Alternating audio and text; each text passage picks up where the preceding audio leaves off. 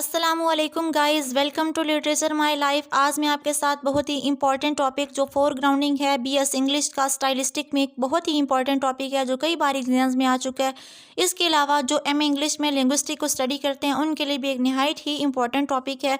आज मैं आपके साथ ये डिटेल में कवर करूँगी। फोरग्राउंडिंग की जो दो टाइप्स हैं, क्वालिटेटिव फोरग्राउंडिंग, क्वांटिटेटिव फोरग्राउंडिंग, उसके अलावा इनकी टाइप्स फर्दर जो डेविएशन, पैरेललिज्म, डेविएशन की टाइप्स, पैरेललिज्म की टाइप्स, हर चीज़ को डिटेल में स्टडी करेंगे और इंशाल्लाह यहाँ से ये टॉपिक कवर करने के बाद आप एग्ज़ाम्स में 100% श्योरिटी के साथ ये क्वेश्चन अटैम्प्ट करने के काबिल हो सकेंगे। तो लेट्स स्टार्ट द वीडियो। सबसे पहले हम ये जानेंगे कि फोरग्राउंडिंग होती क्या चीज़ है। फोरग्राउंडिंग का मतलब है कि कोई चीज़ अगर पोस्टीरियर साइड पर पड़ी है तो उसको उठाकर फ्रंट पर ले आना। जब राइटर इस टेक्निक को यूज़ करता है कि वो अपने वर्क को ज़्यादा इंप्रेसिव बनाने के लिए, स्पेक्टेकुलर बनाने के लिए लिंग्विस्टिक डिवाइसेस का इस्तेमाल करते हुए अपने काम को बहुत ज़्यादा अच्छा बनाता है, इंप्रेसिव बनाता है, स्पेक्टेकुलर बनाता है, तो इसको कहते हैं फोरग्राउंडिंग। Foregrounding means when an object is brought from posterior side to front, it is called foregrounding. Foregrounding refers to linguistic devices which are used in literary work in functional and condensed way. इसका क्या मतलब है? इसका मतलब है कि linguistic devices का इस्तेमाल करते हुए राइटर अपने वर्क को इस तरह करे कि जो रीडर की अटेंशन है वो अपनी तरफ डाइवर्ट कर सके, वो अपने काम को शानदार बना सके। किन का इस्तेमाल करते हुए? लिंग्विस्टिक डिवाइसेस का इस्तेमाल करते हुए, ताकि उसका काम जो है वो पोस्टीरियर साइड से यानी बैकवर्ड जो चीज़ पड़ी है उसके काम को अहमियत नहीं दी जा रही, तो उसके काम को अहमियत दी जाए और उसका जो काम है वो फ्रंट पर आ जाए। इसको कहते हैं फोरग्राउंडिंग। तो फोरग्राउंडिंग जो है ये मीनिंग को एनहेंस करने के लिए यूज़ होती है, ये लिटरेचर को एवेलुएट करने के लिए यूज़ होती है। इसकी दो टाइप्स हैं, क्वालिटेटिव फोरग्राउंडिंग और क्वांटिटेटिव फोरग्राउंडिंग।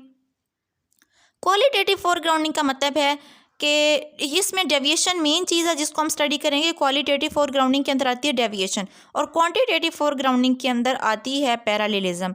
तो डेविएशन क्या होती है? डेविएशन का मतलब होता है रूल से डेविएट कर जाना।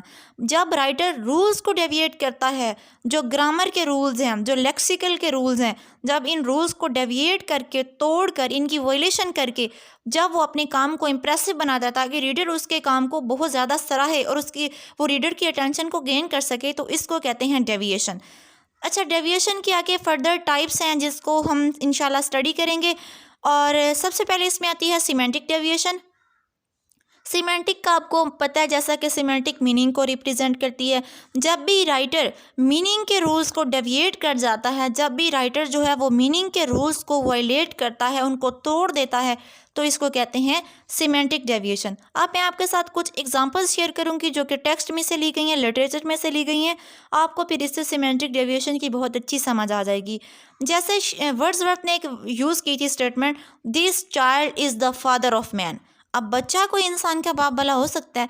This child is the father of man, यानी ये बच्चा जो है ये इंसान का बाप है, नहीं ना हो सकता। उसने इसका मतलब है कि मीनिंग में डेविएशन की है, सिमेंटिक डेविएशन यूज़ की है डायरेक्ट करने के लिए रीडर की अटेंशन को अपनी तरफ।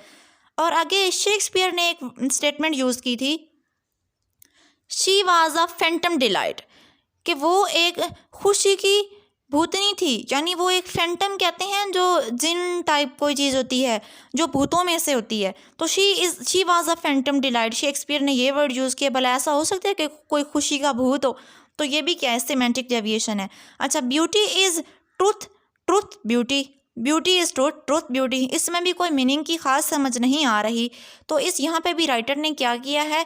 सिमेंटिक डेविएशन को अप्लाई किया है, यानी मीनिंग के रूल्स को डेविएट किया है। नेक्स्ट आगे टाइप है लेक्सिकल डेविएशन। लेक्सिकल डेविएशन का मतलब है लेक्सिस, यानी वोकैबुलरी के रूल्स को वायलेट करना, breaking rules of word formation, word formation के रूल्स को तोड़ देना। आपको पता है न्यूलोजिज्म जो है ये न्यू वर्ड्स बनाने की टेक्निक का नाम है। इसमें न्यू वर्ड्स बनाए जाते हैं। अगर कुछ जो वर्ड्स होते हैं वो जो है डिक्शनरी का पार्ट्स बन जाते हैं। जैसे शेक्सपियर ने वर्ड यूज़ किया था असैसिनेशन, यानी खुफिया कत्ल करना, उसका वर्ड जो ये है ये डिक्शनरी का पार्ट बन गया। मिल्टन ने पेंडेमोनियम यानी हंगामा का वर्ड यूज़ किया था, वो डिक्शनरी का पार्ट बन गया। लेकिन सम टाइम डिक्शनरी का वो पार्ट नहीं बनते, वो सिर्फ एक ही बार यूज़ होते हैं जो राइटर न्यूलोजिज्म में यूज़ करता है। अगर राइटर कंपाउंडिंग करते हुए, यानी कंपाउंडिंग का मतलब होता है दो वर्ड्स को मिलाना इस तरह कि वो एक सिंगल मीनिंग दे, अगर राइटर जो है वो दो वर्ड्स को इस तरह मिला रहा है कि वो सिंगल मीनिंग नहीं दे रहे, तो इसका मतलब है कि वो लेक्सिकल डेविएशन कर रहा है। कंपाउंडिंग की समझ तो आपको आ गई है ना। कंपाउंडिंग का मतलब है वर्ड्स को इस तरह मिलाना, दो वर्ड्स को इस तरह मिलाना कि वो सिंगल मीनिंग दे।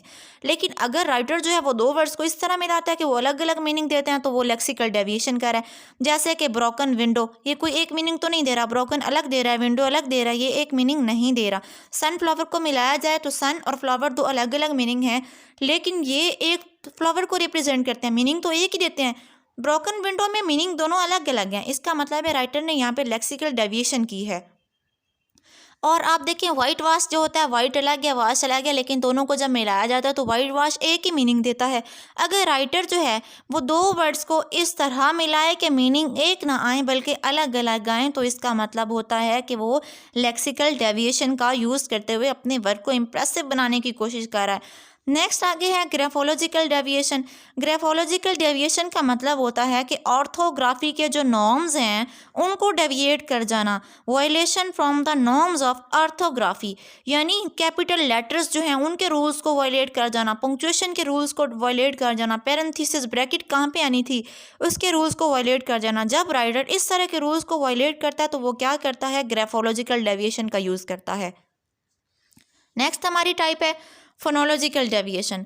तो फोनोलॉजिकल के नाम से आपको पता चल रहा है कि यहाँ पे साउंड्स को वायलेट किया जा रहा है, साउंड्स को निकाला जा रहा है, ओमिशन ऑफ साउंड की जा रही है, यानी कुछ साउंड्स को निकाल कर जो राइटर है वो अपने वर्क को इम्प्रेसिव और अपने वर्क को स्पेक्टाकुलर बनाने की कोशिश कर रहा है। ये आगे फर्दर इसकी 3 टाइप्स हैं। एफेसिस है, सिनकॉप है और एपोकॉप है।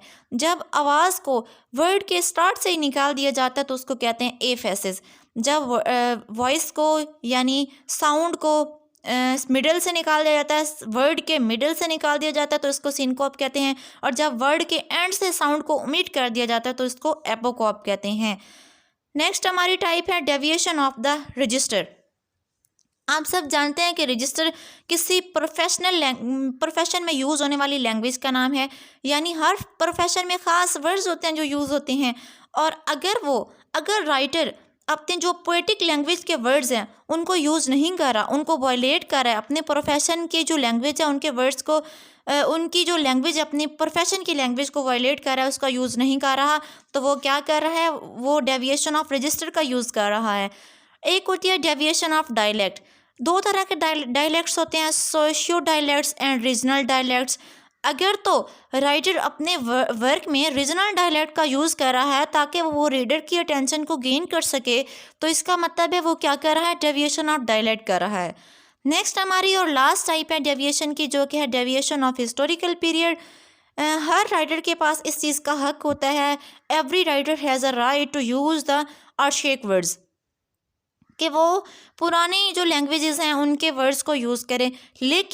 लेकिन अगर राइटर ऐसी लैंग्वेज के वर्ड्स को यूज़ करता है जो कि डेड हो चुकी है, तो वो क्या कर रहा है, वो डेविएशन ऑफ हिस्टोरिकल पीरियड का यूज़ कर रहा है। तो ये थी गाइस सारी डेविएशन, उसकी टाइप्स, जो कि क्वालिटेटिव फोरग्राउंडिंग की टाइप थी, और उसके आगे डेविएशन फर्दर हमने डिस्कस की, डेविएशन की टाइप्स को डिस्कस किया। अब हम क्वांटिटेटिव फोरग्राउंडिंग को नेक्स्ट वीडियो में इंशाल्लाह कवर करेंगे, क्योंकि ये टॉपिक बहुत एक्सटेंसिव टॉपिक है और इसके लिए हमें अलग से एक वीडियो बनाना पड़ेगी। इंशाल्लाह मैं बहुत जल्द आपके साथ पैरालेलिज्म की वीडियो भी शेयर करूँगी। तो मेरे चैनल को सब्सक्राइब करना, लाइक करना और नोटिफिकेशन के लिए बेल आइकन को प्रेस करना मत भूलिएगा।